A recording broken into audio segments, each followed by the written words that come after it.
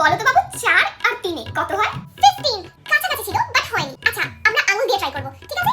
4টে আঙ্গুল প্লাস 3টে আঙ্গুল। তার মানে কটা আঙ্গুল আমার? 7। Exactly perfect. এবার বলো 4 প্লাস 3 কত? 29। না, বলো তো আমার কাছে 4টে আঙ্গুল প্লাস 3টে আঙ্গুল কটা আঙ্গুল?